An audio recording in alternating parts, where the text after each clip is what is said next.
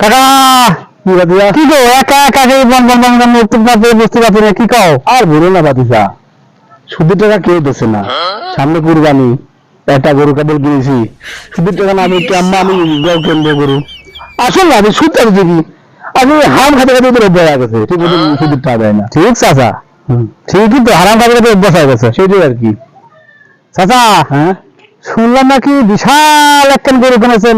হওয়া যান, তোমার 2.5 গরু কিনেছি, তাও তো আরো কিনতে চাচ্ছি, সুদের টাকা তো দিচ্ছে না, কিন্তু আরো কিনতাম। 3.5 লাখ? হ্যাঁ হ্যাঁ, খুব সুন্দর চাচা, খুব সুন্দর। আপনার মতো চাচা আরো তো দেশে দরকার।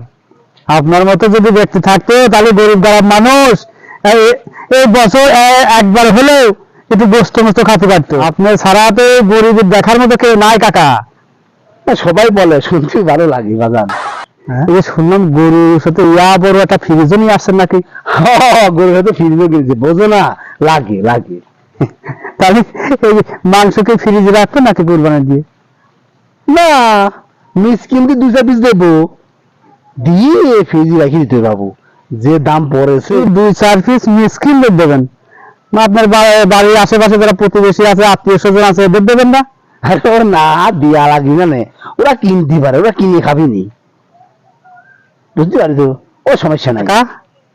শুনছি যে কুরবানির মাংস নাকি সবাইকে দিয়ে খেতে, আর আপনি বড় একটা ফ্রিজ কিনে নিয়ে আসে ফ্রিজ দিতে হবেন, এটা তো ঠিক না চাচা। এত মাংস কি ফ্রিজে রেখে খাওয়া যায়? কুরবানির মাংস তো ফ্রিজে রেখে খাওয়া যায় না, এটা তো হাদিসে নাই। বাপু বললামই তো, রাখি মাংসের দাম বাড়ছে না, রাখি আস্তে আস্তে সারা বছর খাবো না। চাচা সুদির টাকা দিয়ে গরু কিনে কুরবানি দিয়ে সেই গরু একা একা ফ্রিজে রেখে খাবি, আবার দেখো কয় কি বাদ বাকি কিছু না না না না, তাহলে ঠিক আছে। আচ্ছা একটা কথা বলি, বাজার গও গও, তোমরা 22 মাস গব না, খিদা কবি কও কও। আচ্ছা কাকা, এই যে কুরবানির গোশত, যে আপনার গরিব দুঃখী, এটা গরিব দুঃখীর হক, তাদের না দিয়ে আপনি ফ্রিজে রেখে খাবেন, এতে যে শুয়োরের গোশত হয়তো অনেক ভালো।